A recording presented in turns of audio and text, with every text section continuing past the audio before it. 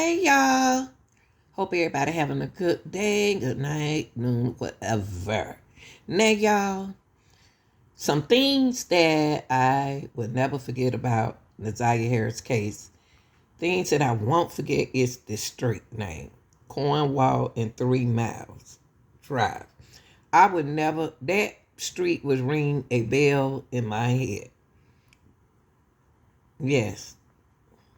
And of course, Nazaria Harris.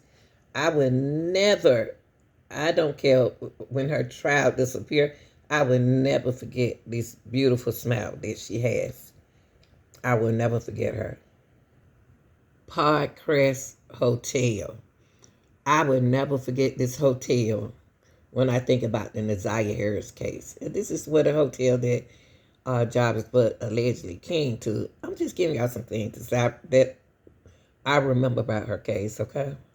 And I noticed something behind this hotel. This the dumpster. I'm behind the hotel.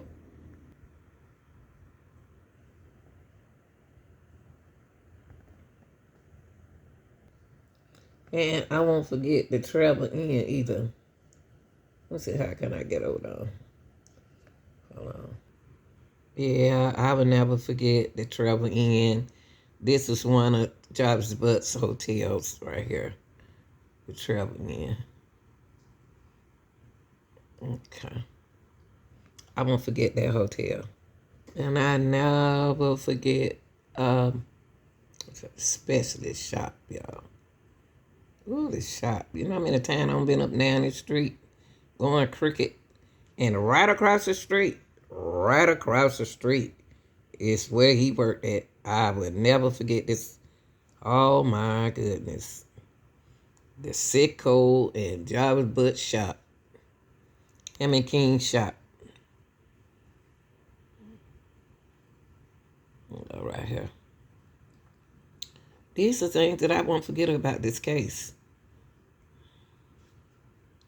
I won't forget 9,000 Connor. I never forget that.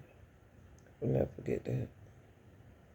And her school. I'll never forget this school. I would never forget this school.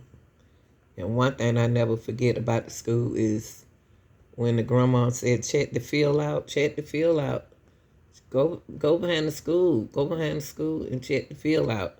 I never will forget that. I never will forget that. Nah, I won't. I won't forget, the school. And the pretty little red outfit, she thought she was swagging right here. Them red shoes on.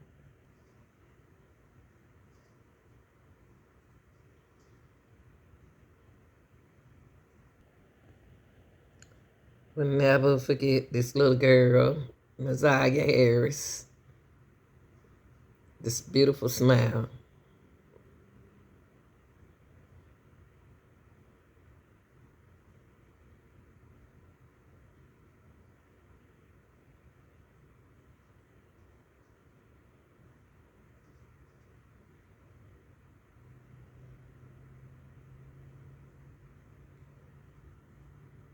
And we will never, ever forget you, Nazaria. Never forget you. Investigators have searched countless areas in the city and across Metro Detroit, including part of Pittsfield Township and a pond in Clinton Township, with no success. That press conference just getting started. Let's go ahead and listen in now live. I have spent decades of my career looking at pictures of murdered people. When I was trying homicide cases for 6 straight years, and as an assistant prosecutor, I would spend hours thinking about the victim whose case I was getting ready to try, wondering how they spent their last weeks, their last days, their last hours, and their last minutes of their lives. What were they thinking about? Did they know that the end was near?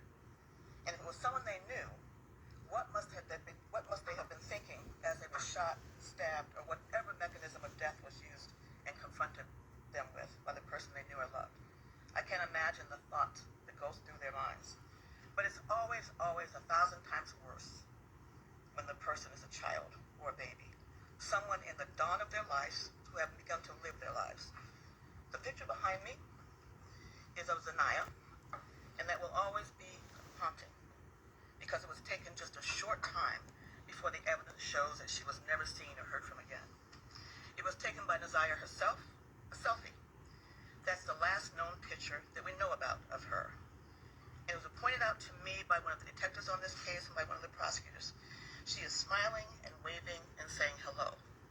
But little did she know that she was really saying goodbye. We will provide to you later a very skeleton timeline of the time right before her death, before and after. Of course, the detail would be provided in court. The evidence shows overwhelmingly in this case that she is in fact deceased.